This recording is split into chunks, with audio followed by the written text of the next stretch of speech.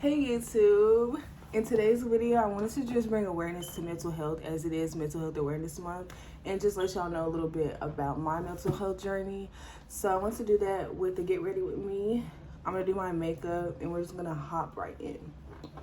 Okay, this foundation is a little too dark for me, but it's the only foundation I have right now.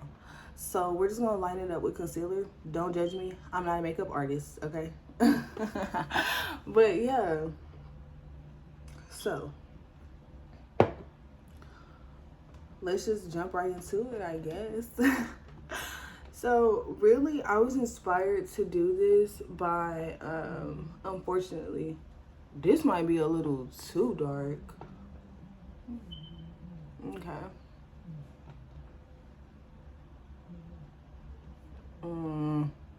Is it supposed to look like this? I don't know. I don't really wear foundation. Is it supposed to look like this? Y'all let me know. I'm just going to keep going, though, because I already started, and I don't feel like washing this off. Because normally I just do concealer. I don't really wear foundation. I just wear concealer. But, okay, we're going to get into it. So, I was really inspired to do this video by the girl from Southern, Alana, I believe that's her name.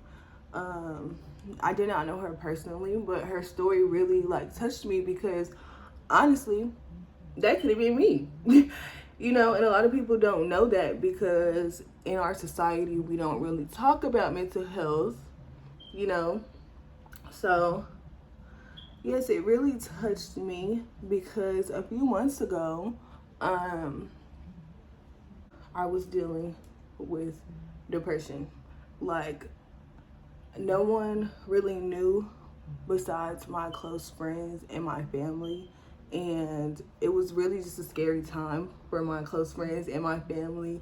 I don't know how to start this without going all in order, so I'm just gonna talk. I'm sorry, y'all. I'm sorry. This is my first time. Just bear with me. So, class of 2020, we're graduating high school. I go off to college at Xavier University in New Orleans. It was an exciting time in my life, as it is for any incoming freshman, especially after the pandemic hit. I was really excited to just, go to the next stage of my life because we didn't get a prom or graduation, nothing like that. I'm sorry, I do have to say that every time. If you're class of 2020, I know you feel that. But fast forward. My people dropped me off. We have dinner, blah, blah, blah. Freshmen go in a week earlier than everyone else to get transitioned and stuff. And that was pretty cool. I'm an eager freshman, trying to find friends and stuff as this is a new state for me, So I've actually met one of my very close friends, Kate. If you watching this, bitch, I love you.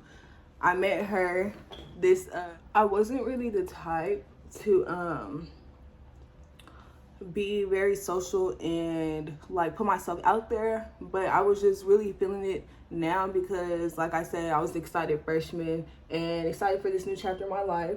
So I went all on Twitter most people do, trying to find friends on Instagram and stuff. And I came across this one guy who was DMing on Twitter, not on anything flirtatious or anything like that, but we started texting. I'm thinking, okay, this could be one of my lifelong college friends, you know what I'm saying? Stuff like that. Very naive. So long story short, trigger warning, sexual assault. After that happened, literally before school even started, that was my very first week there. I kind of just bundled everything and just, I remember going back in my room after, he was choking me and stuff, and I kind of just froze, did that just happen? It was kind of that thing. I kind of never talked about it. Long story short, I never talked to him again after that.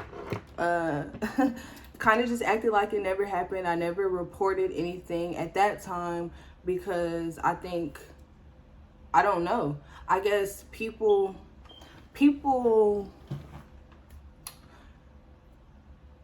cope with things differently.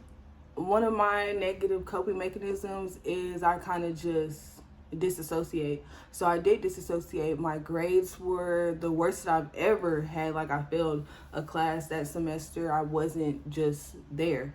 So it got to the point to where depression kicked in.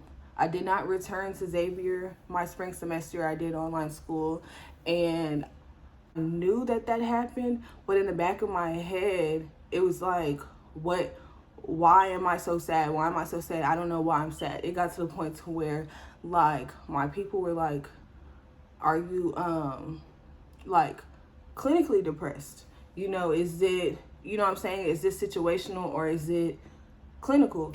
And I just could not, like, I don't know why I'm so sad. It got to the point to where I was in my bed for weeks, like, not really caring about anything, you know? So, the depression got so bad to the point to where I was kind of like lashing out, very angry at my family, not really participating in family outings. I would just stay in my room, like, and kind of just wither away, you know? So it got to the point to my mom was like, okay, you're going to talk to a therapist. Like, I don't care. So I started therapy. At this time, I'm still not knowing why I'm depressed. We're just working through. So it does come up in therapy. Of course, like, I tell her, like, you know, my whole life story. It does come up, but it's still not, you know, it's more of a, yeah, this happened to me, but I'm over it. You know, it was that kind of thing. So months go by from therapy. I started therapy, August of 2021? Yes, August 2021. And therapy once a week, well into September. And this is where I'm kind of pursuing my modeling career, which y'all see in later videos and stuff like that. And I'm kind of just going at that pace. It's around September, and I just got casted for Fashion Week in Houston, Boutique Fashion Week. I'm very excited. The week of Boutique Fashion Week, I'm still dealing with my depression all throughout this. Still dealing with it. At this particular time, my depression was like really hitting. I'm figuring out later that I did not know now, I'm dealing with PTSD. Something was triggering the memory of my sexual assault, and I had just compressed it so much that I didn't even realize, like, you know, I would just tell my therapist too, out of nowhere, like, I think I'll be okay, and like, not just happy, but okay at least. I think I'll be okay, and then I just start crying and crying and crying. I don't want to be here. I don't want to be here. I want to die, you know. I'm realizing later that it was like different triggers when I'm feeling like I'm not in control. Like, I'll be triggered and not know it then, but I know now. You get what I'm trying to say? I'll be triggered and not know why. And my answer to that is just, I want to die. Like, I'm sad and I don't know why, you know? So this particular time, or that particular week, it was like a Tuesday, and I'm literally just in my bed, and I'm just crying and crying because I woke up numb, not like, still, like I said, still dealing with my depression. Woke up numb, and I can't figure out why I'm sad. I'm just sad. So I'm having suicidal thoughts, laying in my bed while my mom is at work and my brother is at school. And my brother is a senior, so he gets like home early for co-op. And I just remember this day, I did not want to call my mom and like tell her I'm having suicidal thoughts, because I didn't want to like worry her. I didn't, you know, I called my uncle and I told him my mom has these pain pills in her bathroom. Like, I want to take them.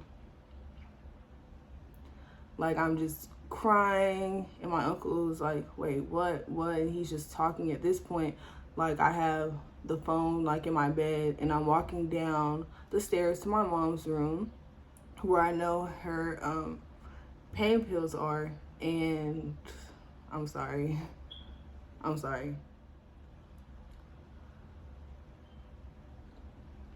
So I walk down the stairs where I know her pain pills are, and I just remember staring at them like I don't want to be here. I just remember feeling so low that nothing's gonna change. I'm feeling hopeless. I've been in therapy for like a month. I'm still depressed, like this, and I'm not knowing why I'm depressed. I just don't want to be here. I'm looking at the pills.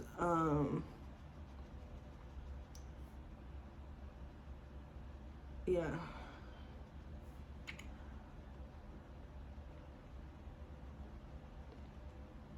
Yeah.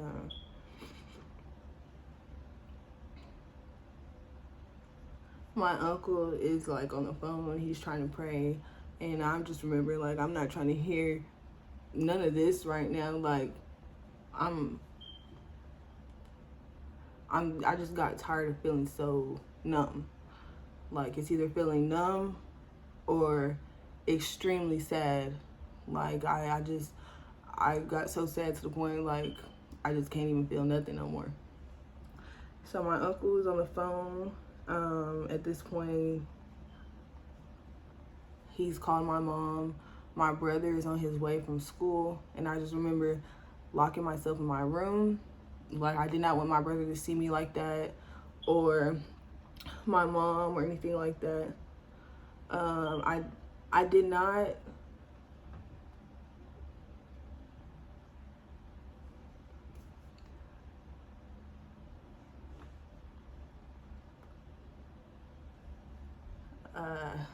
I'm sorry. So that was like in the middle of the week or the beginning of the week. The weekend comes and another girl has like committed suicide, and it's kind of going all like throughout Instagram. It was a trigger for me. Like, I just remember feeling really down when I seen that. Not like, my reaction wasn't I'm happy that I'm still here. It was like, I don't know how to explain it. It kind of just touched me. So the next day, like, I went to sleep on it. I woke up feeling numb again.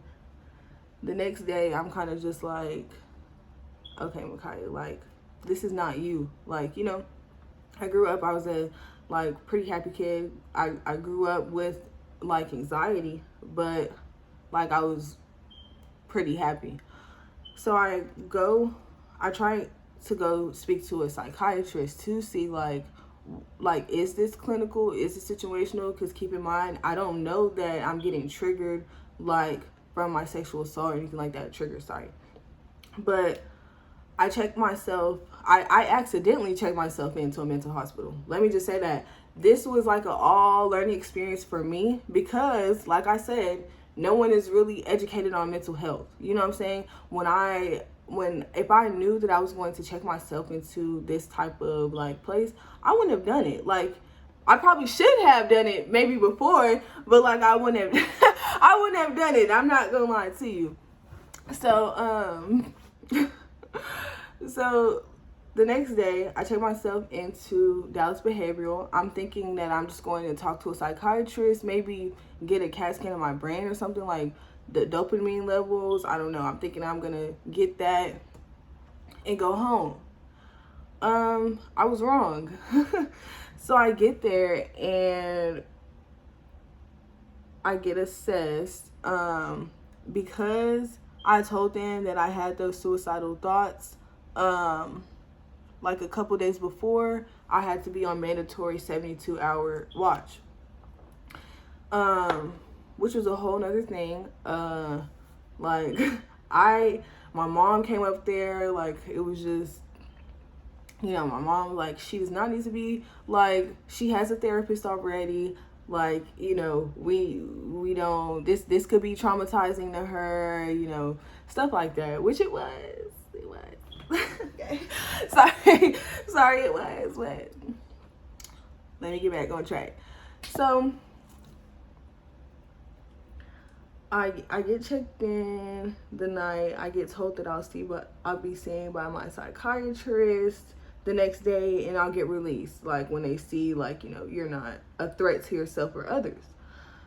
So I get there to my room after I get dressed down and stuff like that, and I just remember, like, oh my God, I gotta hold it together.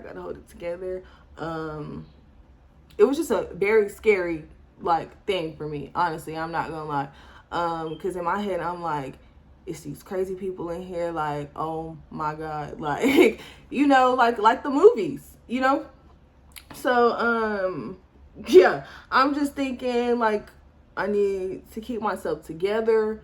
God, please be a fence. Like, it was me and God the whole time in there. But the good thing is that when I was in there, I did realize, like, why I was so depressed. And it was like, no one talks about with depression, it's like a battle, like you're battling yourself.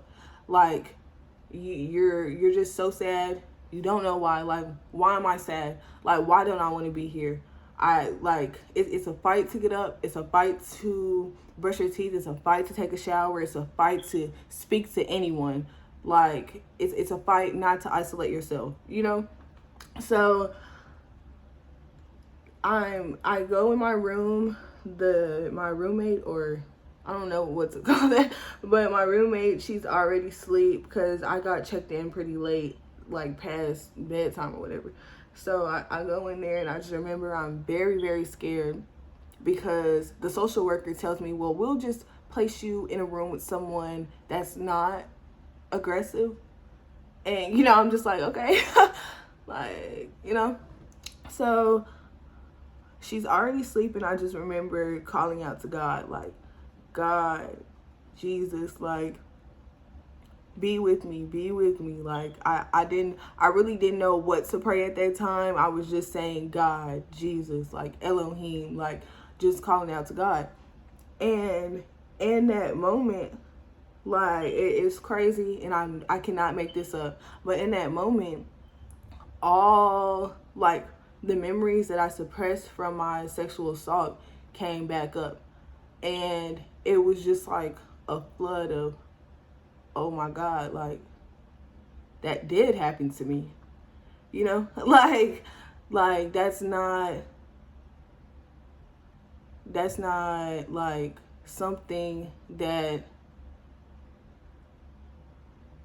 I seen on a movie. That's not something that I heard from someone else. That's not something I read in a book. That happened to me.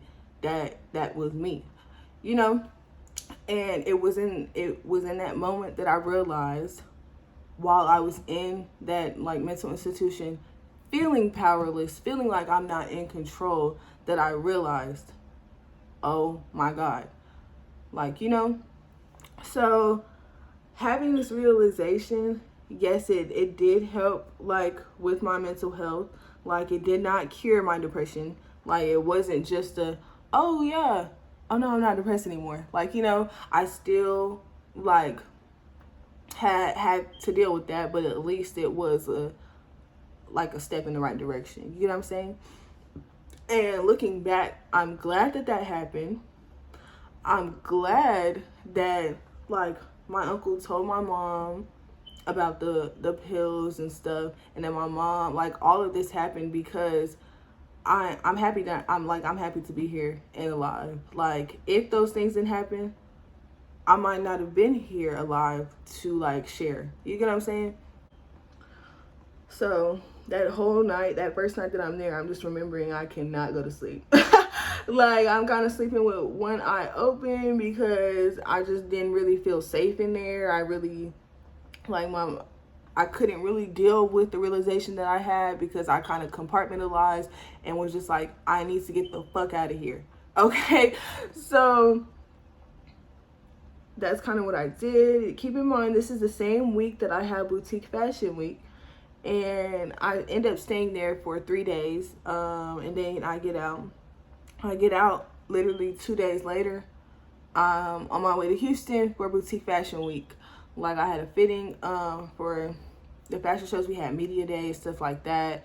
And the crazy thing is, thinking back, no one knew. Like, no one knew that I just, like, left that place, or no one knew that I was that sad because I'm there media day, smile on my face, like, you know. And that's just the crazy thing to me.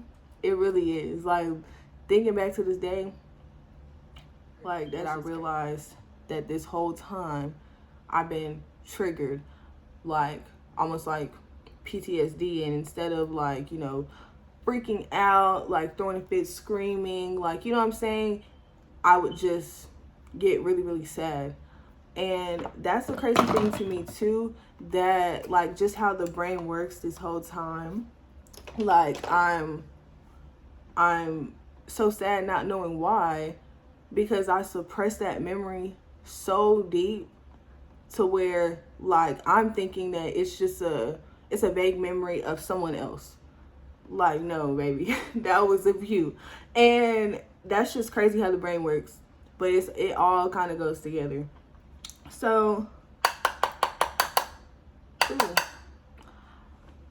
I remember after that, like, after speaking with my therapist, after I get out, I'm just, like, still, like, not really fully feeling it, because at the same time, I'm just kind of happy that I got out of there, like, out of the mental institution. And I'm kind of relieved, like, I felt a sense of relief of me, like, in my suppressed memory. But at the same time, like, I still, like, I don't know, I still wasn't happy, you know? And it's like, you know, are you really gonna be happy after all that? Like, but that's okay. You know what I'm saying? Like, it's okay to not be okay. And that's something that I've had to really learn. Like, because on social media, people only post them, like, the good times. Like, happy, or I got a new job, oh, I'm making money, or I'm doing this, or I'm doing that. But that's not real life. Like, no one goes through life without no trials or tribulations. You know what I'm saying? And it's okay. Like, it is really okay to not be okay. So then I start working through, like, my sexual assault, like, therapeutically with my therapist, like, really opening up about it. Eventually I ended up reporting it. That's what made me want to come out and speak up on it too, because I just feel like part of that, like, part of those reactions is like a people being not, like, ignorance of mental health. Like, depression is a real thing. It is a chemical imbalance. Like, it's not no, oh, she just sad. Like, no, people with depression have severe dopamine and serotonin levels drop. That's a dangerous place to be in too long. It really is. Like, some people will have to take antidepressants to get those dopamine levels up. I'm one of those people. But that's something that a lot of people didn't know. And, like, that's why it really, like, touched me. Like, seeing her, like, post that, it really touched me to get on here and speak up, to let people know that, like, it does get better.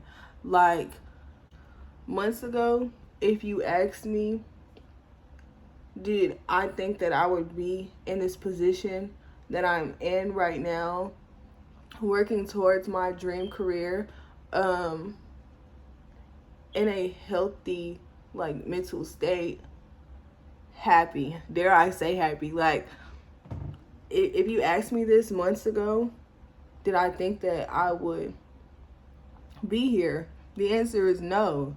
Like, which makes me appreciate life in a different way. It makes me appreciate life more, which is why I feel like I have to speak up on it, because a lot of people don't get the video. But I really just want y'all to know that if anyone's dealing with, like, depression, to just keep going. Like, honestly, if you open your eyes and you get up to use the restroom, be proud of yourself.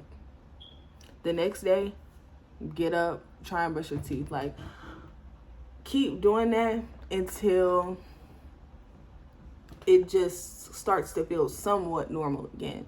You know what I'm saying? I really encourage everyone, like my close friends in real life know, I encourage everyone to get therapy. Therapy saved my life. That's something else that, like, even I post everything on social media. Like, social media, I want social media to be my main job, as, like, coupled with modeling. So I post everything on there when I'm out in LA, photo shoots, BTS. But I don't post that, yeah, I'm in therapy. Like, I'm at the point in therapy where I go bi-weekly, so every other week instead of every week. You know, a bitch is out here healing. Like, but I don't post that because I'm scared to be judged, or I'm scared that like, people are gonna look at me different. And it's like, why? Like, you know, like, let's normalize people getting help with their mental health without, like, them feeling like an outcast or something like that, you know? Just like the whole depression thing. Like, no one knew until this video. Like, and I post everything. Like, I got out that mental institution, posted selfies or TikToks. Like, that just did not happen. And I feel like that's a problem within itself, for a different, like, that's a different conversation for a different day, I feel like. But the moral of the story is, we're humans with feelings. We all go through shit. We all go through shit. It gets better. You really never know what someone's going through. You know what I'm saying? A picture of someone smiling on Instagram, a 15-second video of them smiling, that doesn't take away from the fact that they might feel dead inside. You know what I'm saying? Like, I feel like we should check on each other more. We should ask each other, like, how are you feeling? And really listen. You know what I'm saying? Like, I feel like a lot of the times we just, how are you feeling? Oh, good, okay, good. Like, you know, it was so many times when people would, how are you? I'm just checking on you. Oh, I'm good. Tears, my eyes red from just tears. Like, and no one really wants to know how you feeling, because if you're not okay, then you got to deal with it. You know what I'm saying? People don't want to deal with that. And you know, like, it's life. Like, no one's going to be happy 24/7. I feel like everyone should do a better job with that. Like, you know what I'm saying? I hope that makes sense. I know I was the friend that, you know, I always got to play. Like, oh, let's do this. And half of my friends didn't know that I'm feeling dead inside. Like, but as long as you being the life of the party like usual though. Like, you know, and I feel like that just that's a dangerous game to play. I feel like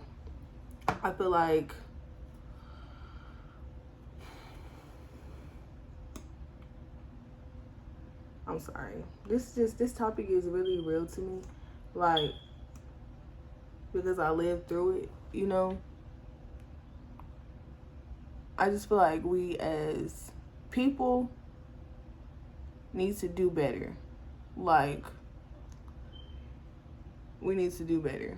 Even if you don't have the tools to help someone, if they tell you that they're not okay, encourage them to find someone who does. Encourage them to find a therapist. Encourage them to seek help. Like, it's okay. That's what they're there for. That's what psychiatrists are there for. That's what therapists are there for. And if you're worried about, oh, I don't want to be crazy, we all a little crazy. Like, what really is normal? You know what I'm saying? Like, what's normal, and why would you want to be normal? Okay, like, but I know this video is kind of long. I hope y'all watched to the end though, because this video really meant a lot to me, for real. Like, I was actually really excited to do this. I've been wanting to speak up on, like, my testimony, because I know that, like, God didn't allow me to go through that for no reason and come out on the other side for no reason. You know what I'm saying? But I've just been, like, afraid that people will look at me different, or people will judge. But I'm at the point to where I don't give a fuck about what nobody thinks. Like, I really don't. So these people don't have a heaven or hell to put me in, baby. I don't know why I was scared. But that's just how we are in this society, you know? Which is sad, but I'm happy that I'm speaking up now.